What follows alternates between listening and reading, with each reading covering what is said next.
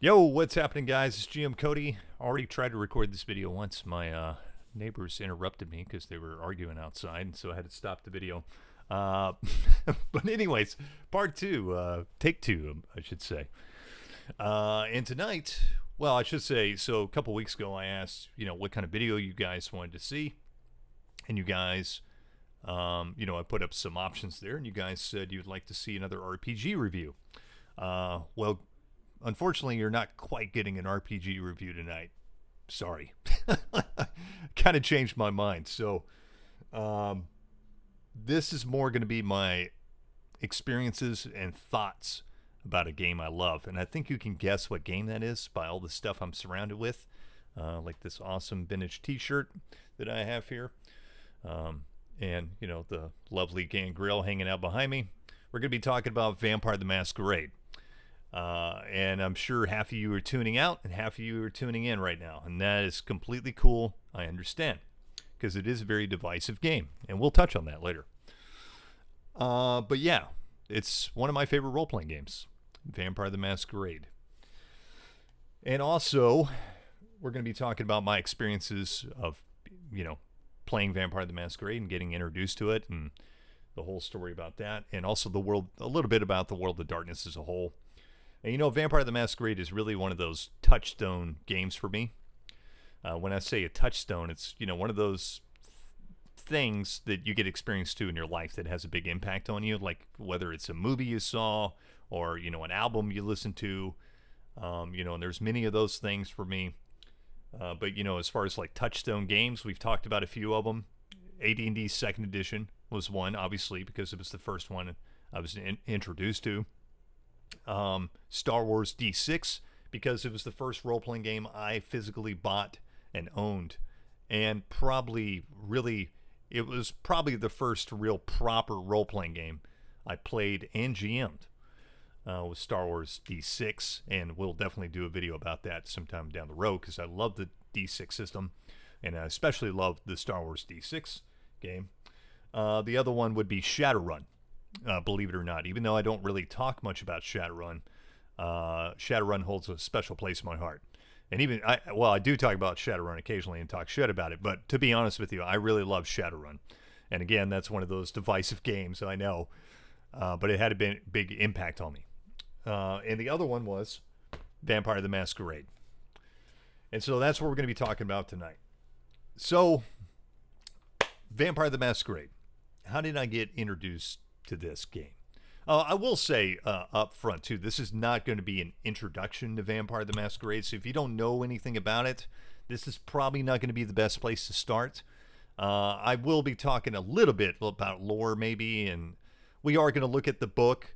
I'm not going to do like a full overview of the rules and stuff, only because I don't want to make this video too drug out. I probably will do more videos about it, about the lore, the rules and all that stuff. So if you don't know anything about Vampire the Masquerade, you can, please watch the video, just if you enjoy hearing me talk. But this is not going to be a video explaining all the ins and outs of Vampire the Masquerade.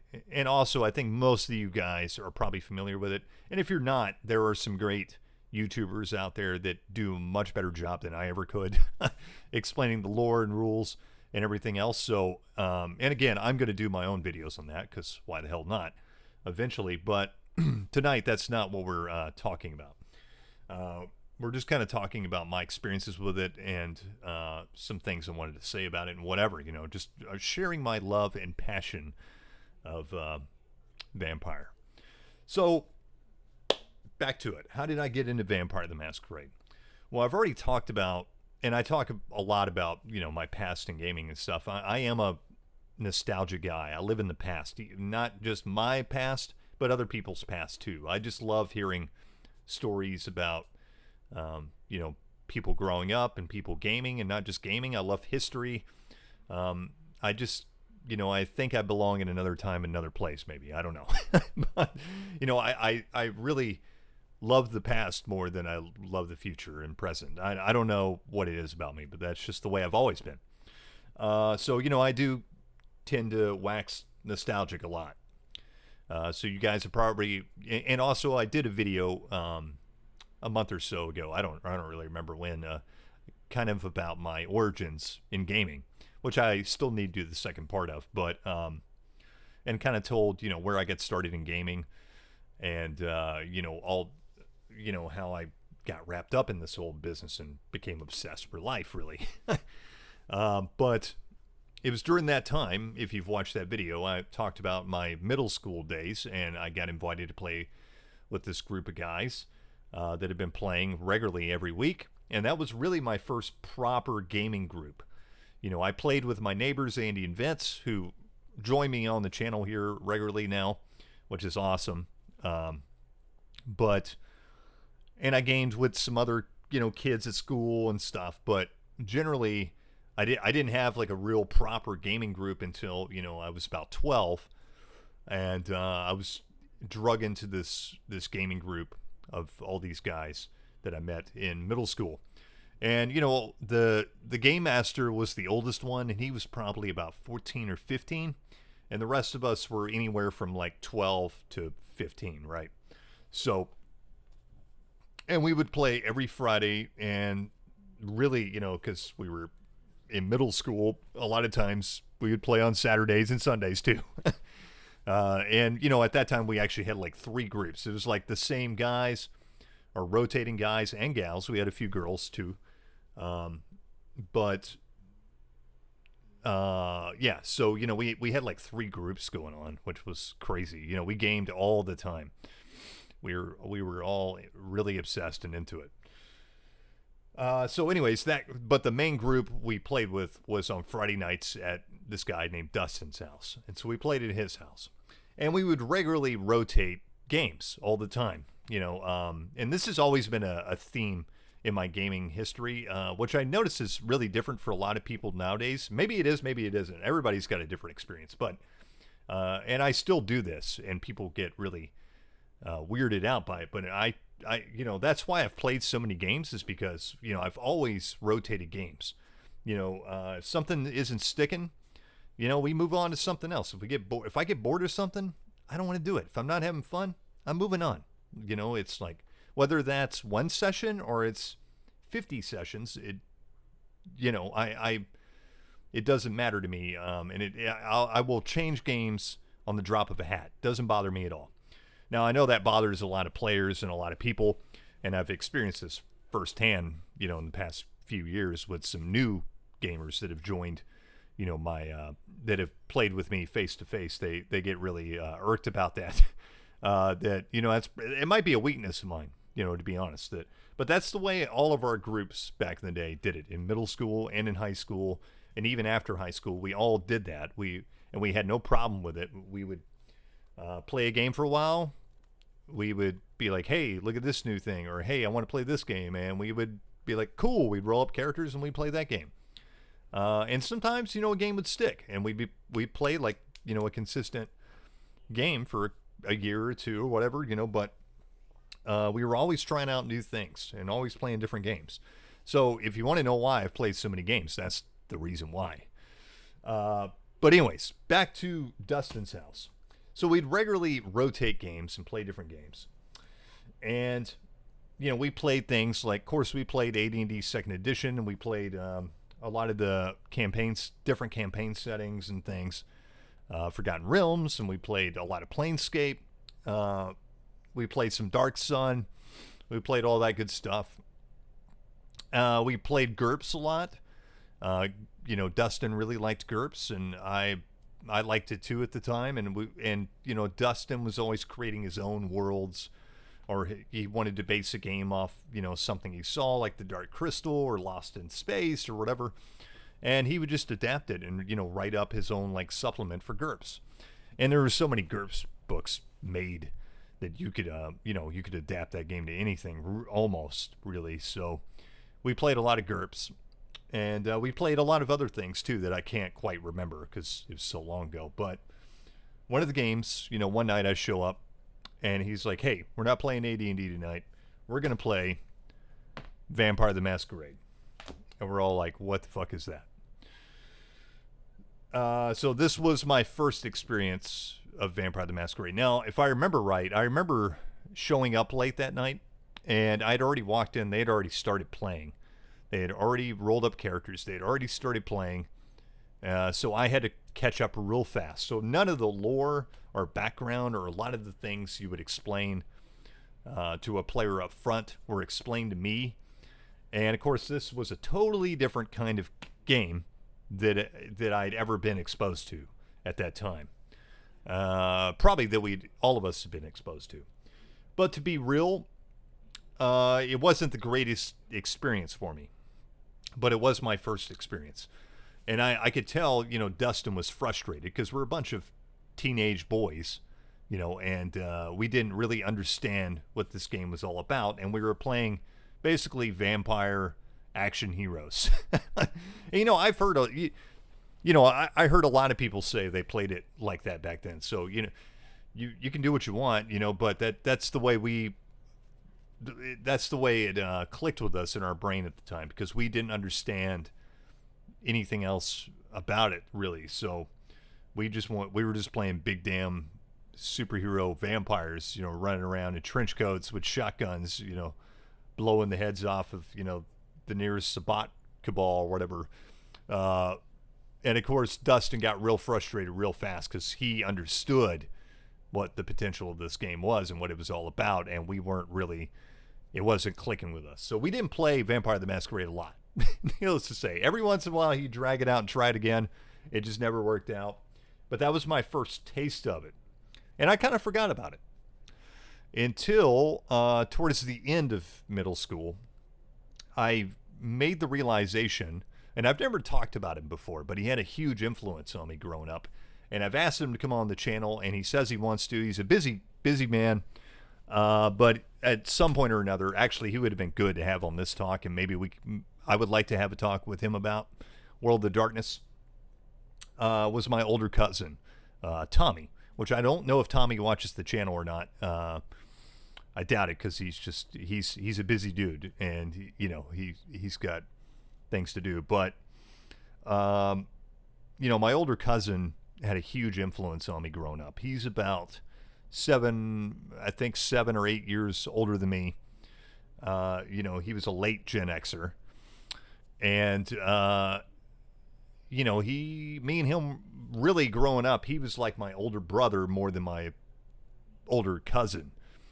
And it's weird that we got along so well, even with like the disparity in our ages. But we always got along from the time I was an infant until now. We're still best friends, and we still click. And we're very different too, which is interesting. But we have a lot of the same things we drive on. But he was a big influence on me growing up too, because he exposed me to a lot of different things, a lot of different kinds of music and different movies and anime. And I discovered when I was in middle school, well, we both didn't realize it and discovered that, we played role-playing games, and he was a huge role player, and so was I. And we made this realization. We're like, holy shit, why did we never, just now after, these past few years, sorry, I just had my Discord go off, that this clicked. And so, he was heavy into role-playing games, and so I used to go over there every summer and spend basically most of the summer over there.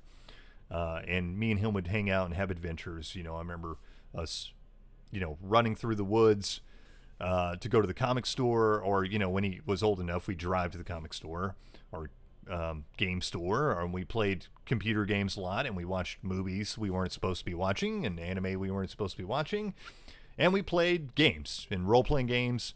And when we were younger, we played make-believe a lot. Basically we were role-playing before, we knew what role-playing was. But, we did that a lot as kids too.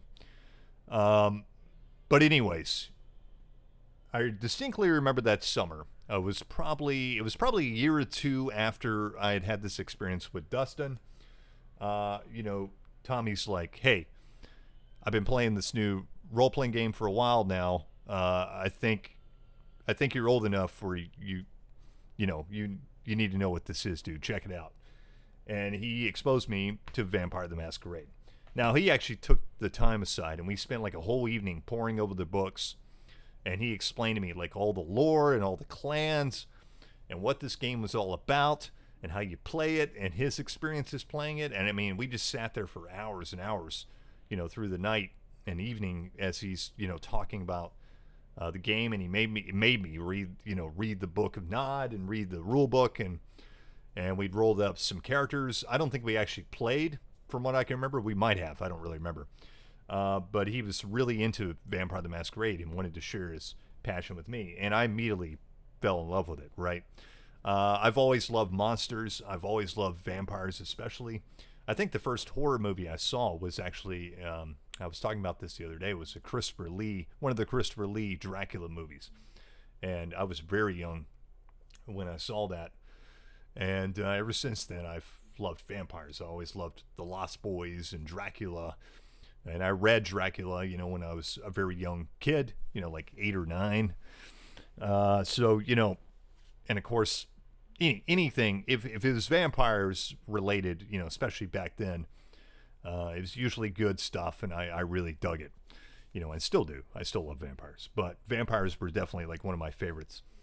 And so when he, told me, this is a game where you get to play a monster, a vampire, and there was this very like unique and interesting and very multi-layered, lore to this game that I had not really been exposed to in any other game, really, except for Shadowrun, I guess, maybe. But it was very, very interesting, unique take on vampires, and probably still one of my favorites, to be honest with you. So that was like my real exposure to Vampire the Masquerade, and from then on, I fell in love with it. I took all that information he told me about it, and by the time I got back, I think I was probably still playing with Dustin's group, and then I was, I don't really remember what happened next, but we probably actually played some real Vampire the Masquerade. And because now I understood it and I got it and wanted to play it more. And yeah, so, I really got turned on to it. I also at that time was playing a lot of the, like the online, like forum based play by post and messenger board, I guess you would call it at that time, like role playing. I was doing a lot of that. And I did a lot of Vampire the Masquerade, like message board role playing at that time. Also did a lot of like AD&D message board role playing and muds and mushes and that kind of stuff. I did a lot of that back then. When I couldn't actually get a group together, that seemed like the next best thing, because MMOs were a thing at that time, but they were out of my reach because I didn't have as good of a computer to play those games. I didn't have the internet at that time, even though the internet, of course, was around. At that time, we didn't have the internet. We had a crappy computer, couldn't afford a nice one, so I wasn't able to play like MMOs and stuff. But the muds and the mushes I could play, and the message boards I could play. So that's what I was.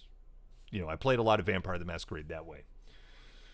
Now in high school, when I got to high school, I fell in with a regular group, totally different group of guys, because all the guys from middle school went off somewhere else, and so I still had some of the friends together, some of the old gang together, and we kind of did our own thing. But I fell in with another older group of guys. They were all seniors when I was a freshman, and I started gaming with those guys, and so. We played all different types of games, and whenever it was, a lot of times when they started asking everybody, what game do you want to play? Of course, my answer was always, I want to play Vampire the Masquerade, most of the time, and every once in a while we would play Vampire the Masquerade. Again, it wasn't the greatest group for that, but we did play it. We did have fun with it. And there were a couple guys, namely Chase, who has joined me in the past on this channel, and Games here on the channel with us. He was part of that group, obviously, and still, a lifelong friend of mine. He's a big Vampire fan as well. we were both like driving on the World of Darkness stuff. We were like the two guys that were like the World of Darkness guys in that group. And so, you know, we got our fair share of Vampire the Masquerade, but we didn't get to play it as often as I liked. And after high school is really when I played a lot of World of Darkness, because I basically I went from being the part-time GM to being the full-time GM. And so I was running whatever the hell I wanted to. And so I was running, I would always go back to World of Darkness a lot, amongst other things too. So really my playing experience with Vampire the Masquerade wasn't as much as me running Vampire the Masquerade. But regardless, it's one of those games, you know, I really held on to. What else to talk about? Vampire the Masquerade. So the version I got exposed to was this, which is the second edition.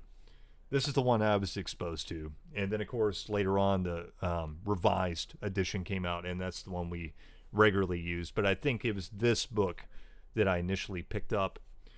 Now, if you wanted to get into Vampire the Masquerade, if you're not familiar with it or it interests you in any way, there's a new version out, which is V5, version 5, 5th edition Vampire the Masquerade. I do not like this at all.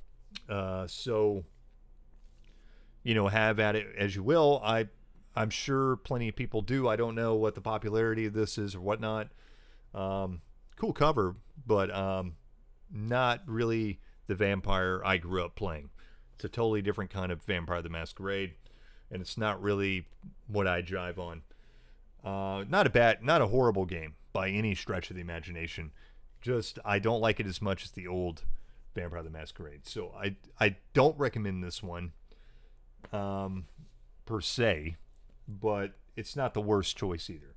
My choice would be for you to pick up a copy of the 20th anniversary print on demand, which I bought this when it first came out, when I found out about it. And it's print on demand only. But the 20th anniversary pretty much combines all the best and quintessential things of Vampire the Masquerade. It's got all the clans in here. It's got all the disciplines in here. Well, not all the clans, but it's got all the important clans in there, as well as some extended ones, some extra ones. It's got most of them in there, okay? It's got most of the disciplines in there. It's got all the rules in there, and it's got updated and cleaned up. The only negative about this book that I will say is I don't like the art as much as the old stuff. It's not bad at all. The art in here is very cool, and the art in Vampire the Masquerade was one of the things that grabbed me about the game early on. So if I had looked at this book when I was a kid, I'd probably still dig it, but I don't think it would have grabbed me as much. The art in this is cool. No doubt, this is some good stuff, and there are some pieces in here that are, very good, but it's not as inspiring to me artistically. Well, this is a classic piece. That's a good one. That La Sombra or whatnot, but it doesn't inspire me as artistically as the old one did, and that's important to me too. About anything, I like aesthetics. I like the way things look. I really appreciate art, and those things speak to me. They inspire me. And, if those things aren't speaking to me or inspiring me as much, I can still be inspired and still play a game or whatever, but it's not going to really hold my attention as much as something that really speaks to me, So, but regardless, I think this is probably the best option to get into Vampire the Masquerade. And you could also pick up the older books secondhand on the market. I don't think they're probably that expensive. I haven't looked, but I pick them up. I'll pick up vampire books whenever I see them, like at used bookstores and stuff, and they're usually not very expensive at all. But I don't run into them too often. But when I do buy them just for the hell of it. So there's that option too. I don't think any of those old hardback, second edition or second edition revised is a really good one, or hard to acquire. So anyways, that's my advice if you want to really get into Vampire the Masquerade. What else to talk about? Oh, well, the other thing I'd like to talk about is like why do I like Vampire the Masquerade? Well, let's flip over to the book here and I'll show you. So again, the first thing that drew me into Vampire the Masquerade was the attitude and the art. It was, it really, really spoke to me at the time.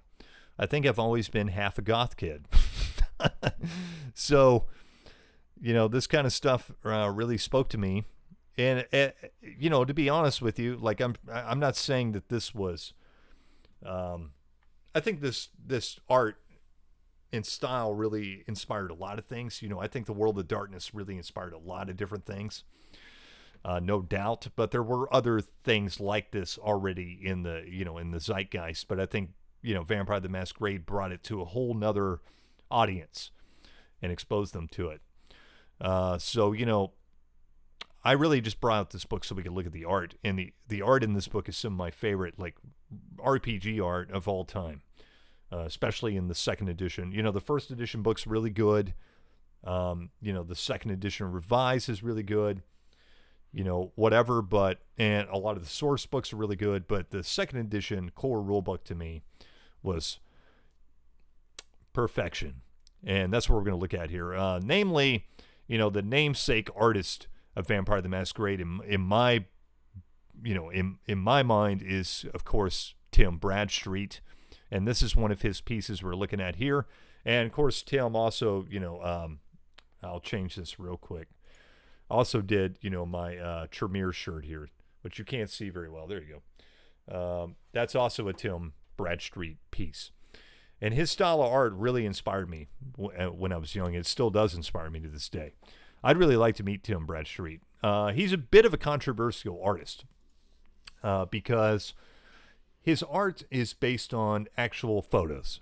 So he takes models, he takes photos of them, and he usually literally draws over the photos. And this is before the age of digital, so he would take an actual photo and like draw or trace that and then ink it and whatever. But I think it's a really, really cool approach. Nowadays, it's probably not so... Well, I still think it's cool. I still think it's cool. Even with like Photoshop and stuff, it still has a very unique style. But I think Tim really... really at the time had a really, really dynamic and interesting and different approach, to art in general. So at the time, this stuff was really, really cool and groundbreaking, and I still really love it. Yeah. So, and even just like the typeset and stuff, the way it drew you into the world, it made it feel like a real living, breathing place, so it starts off in the book and it's already like it's not telling you about this is a role-playing game and this is how you play this game. No, it goes right into it and basically tells you it's this little like story about vampires, and then you get into it's like a letter, a vampire writing this letter. And it looks like his handwriting. And then it goes into the lore right off the bat. Not, hey, this is a role-playing game and this is how you play this game. It's telling you about the lore of the game. And all the stuff like the typeset, this very gothic medieval typeset and, all this, roses and barbed wire. Even the cover. We didn't talk about the cover, which is just brilliant in my opinion. It's just very simple. There's a funny story behind this cover. That Mark Reinhagen that he's talked about a couple times, that they originally had another cover, which I should have found, but it's like this. They got this artist to do this cover, and it's really bad. It's like a vampire, like next to a burning motorcycle, and he's got like a literal tear coming out of his eye. It's horrible looking. But regardless, they got this cover, and I forget what the reason was. Maybe they just thought it was bad, or that whatever. It just wasn't what they wanted. So they're like, shit, we need to cover. The book's literally got to go, the printing press next week. What are we going to do? They're like, okay, I got an idea. Mark went down to the marble shop, bought this big piece of green marble, bought a rose, and they took this picture and, made the logo here, and that was it.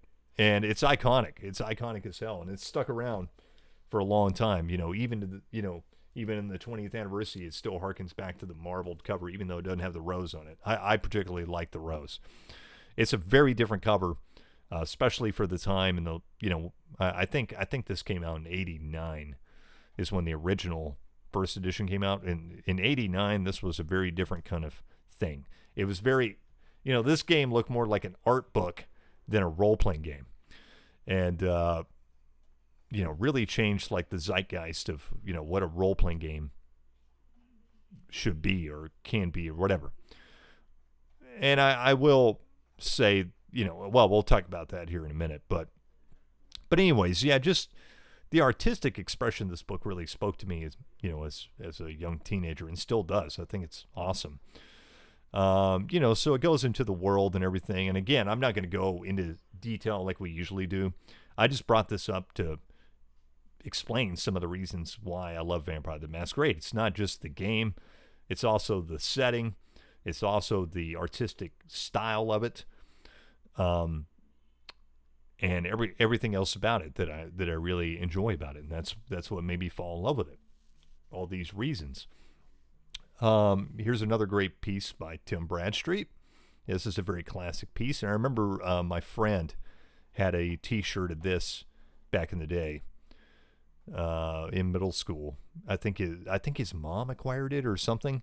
I remember his mom would wear it too, which is funny because she thought it was cool. She didn't even know anything about.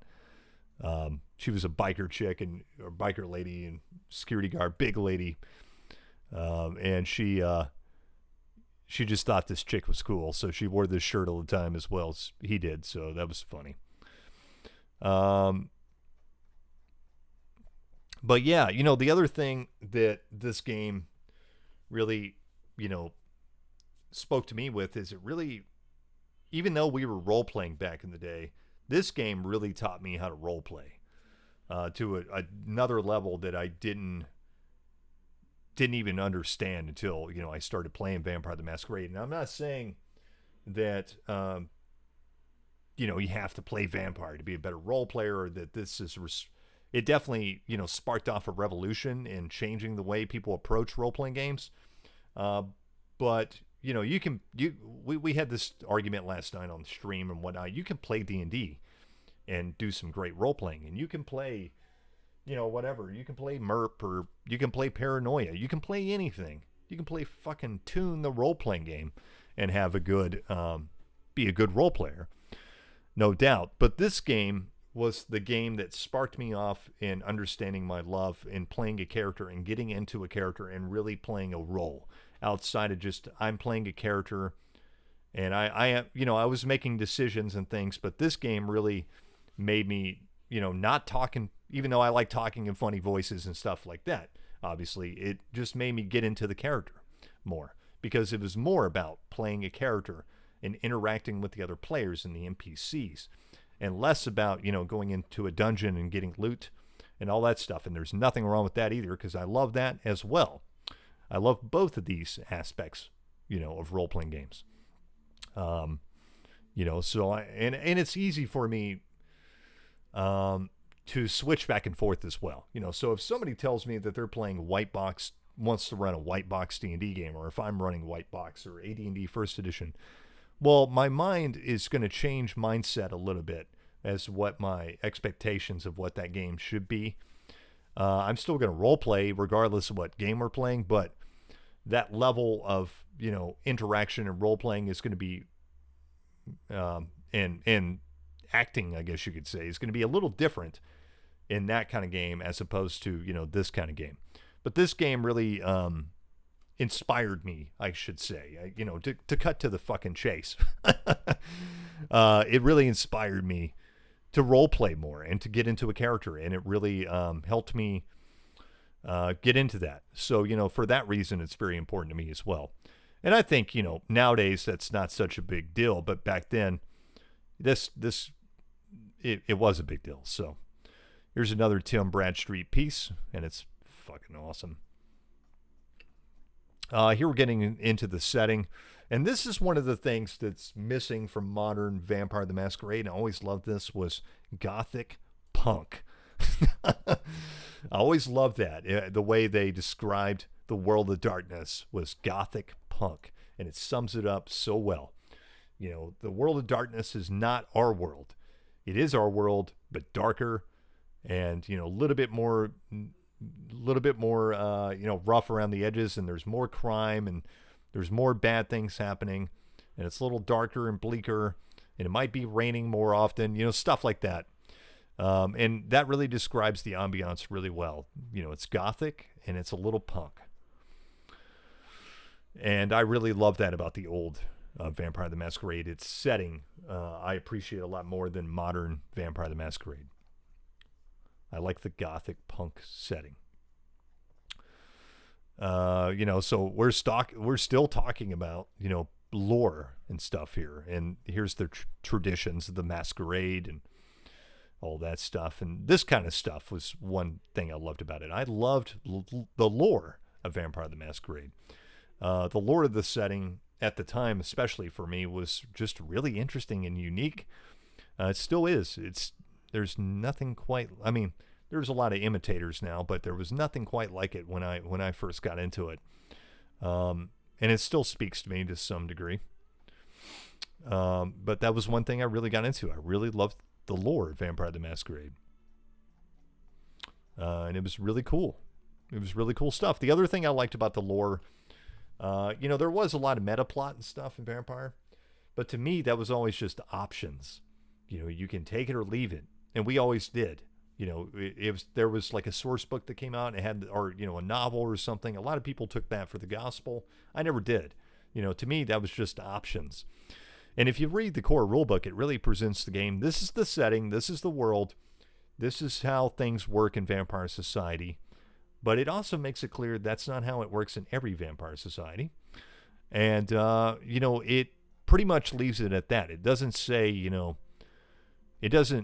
it's not going to describe every little thing for you. And as far as like the city books and the setting books and stuff, that's optional. You know, you don't have to use that stuff, even though that some of that stuff was rad. Some of it wasn't so good, but I'll be the first to admit this is a cool piece too. And yeah, they're talking about the different clans here, the government and the witch hunters, the Inquisition, talking about the mages and the werewolves. And that was another cool thing about World of Darkness in general, was it was this interconnected world. You know, all the games were connected in some way. And also I loved how all the different, you know, games, you know, all the different supernatural creatures viewed the other supernatural creatures, and they would describe it as such in that book. You know, so how the vampires look at the mages and the werewolves and the changelings and stuff is a different perspective than how they look at themselves, or how the werewolves look at them, and they even have different names for them, and it's really good stuff. This is actually one of my favorite pictures in here. I don't even know why. I just really like this girl here. She's really cool looking. Just very stark black and white, very simple, very just, yeah, very good. I dig it. Different generations of the vampires. And again, I'm going to do another video where we really go dive into this stuff. If you guys want, let me know if you guys want me to do like some lore videos about Vampire the Masquerade. I just really brought the book up because I wanted to look at the art and the style, because that was one of the main things that drew me.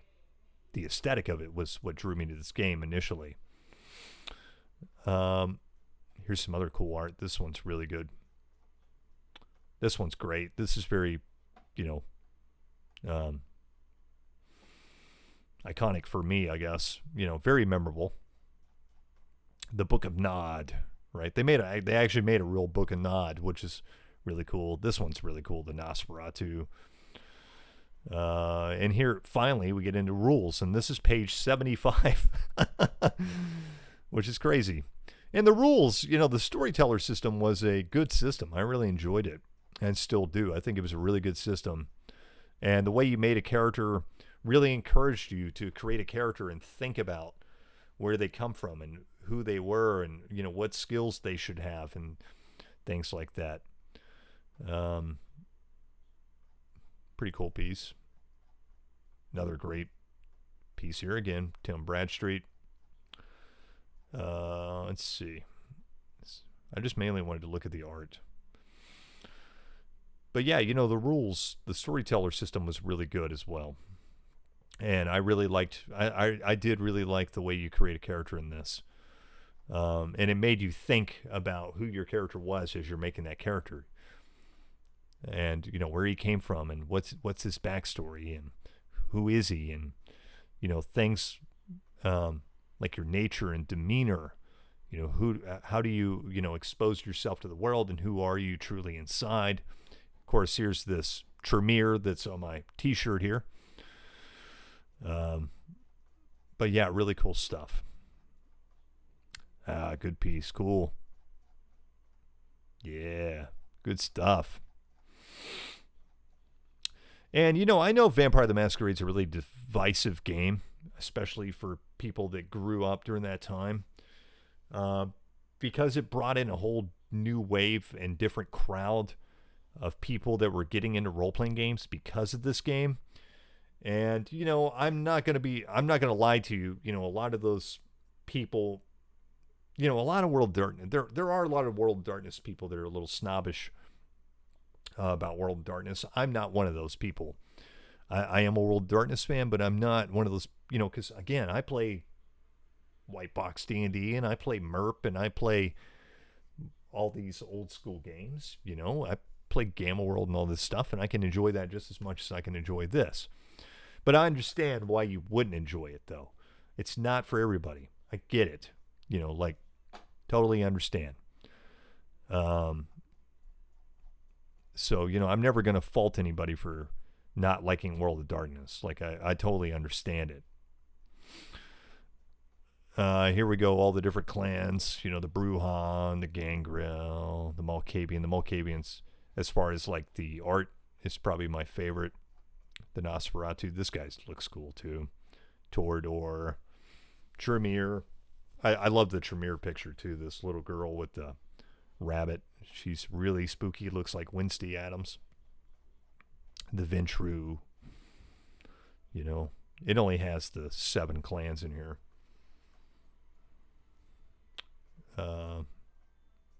Cool. This chick's awesome looking. But yeah, you know, I really like Vampire the Masquerade, and I think I've pretty much summed up the reasons why, my experiences with it. I'm not going to drag this out too much longer because we're already going 42 minutes, and I'm just like sitting here looking at art, and I don't know if you guys want to do that for too much longer. But I did want to bring that up because that was a big part of why, you know, this game sold itself to me and why I was so interested in it. And I thought it was important to look at it. And so I'm probably going to end the video there. I hope you guys have enjoyed it. Hopefully you did. If you did, give me a thumbs up. If you want to hear me talk more about Vampire the Masquerade as far as the rules or the lore or anything like that, hey, let me know. Let me know in the comments. I'll make sure to do it. If you don't want me to, let me know too. Let me know if you like Vampire the Masquerade. Let me know if you hate it. You know, tell me the reasons why. I'd love to know. But anyways, I'm going to leave it there. And let's see, what do we got coming up? So Wednesday, I will be on the 4-Color Cafe again, I'm sure, as long as nothing happens. And that should be a lot of fun. Of course, I started playing in Bear's Star Trek game. If you haven't seen that video yet, go check it out because it was a really, really good game. I haven't been that into playing in a role-playing game quite a while. I think currently it's my favorite game playing or running right now currently. That's all I really want to do is just play that game. And it's actually got me thinking about running a Star Trek game. Well, not thinking about it. I am going to run a Star Trek game sometime down the road. I just got to figure out what the proper time slot is. And I already have like a line of people in queue that want to play in that game. So no trouble finding players for it. I just need to find a time slot for it and get myself a little prepared to do it. But that is something I'm going to do in the future. This coming Sunday, I think we're playing Prowlers and Paragons. Of course, Vince is in town this week, so I'm going to be hanging out with him, and we might be playing in person. I don't know. But Andy Vince might be in the same location because Vince is in town. And hopefully we play Prowlers and Paragons this week. I'm not really sure. Of course, we didn't get to play OSC this past week. Shit happens. Everybody's busy. Everybody's got stuff going on. It sucks, but no big deal. I've gotten used to it by this point. Just is what it is. But other than that, that's about all. I'm sorry. Thursday we were doing the Lord of the Rings book club. We'll be talking about chapters, I guess, 7 through 12. We'll be talking up until the end of the first book of Fellowship of the Ring. So that should be really cool. So I look forward to that. And again, maybe we'll be doing that in person, or maybe Andy Vince will at least be in the same room. But I'm going to leave you there. I hope you guys have a good night, and we'll talk to you later. Peace. See you later.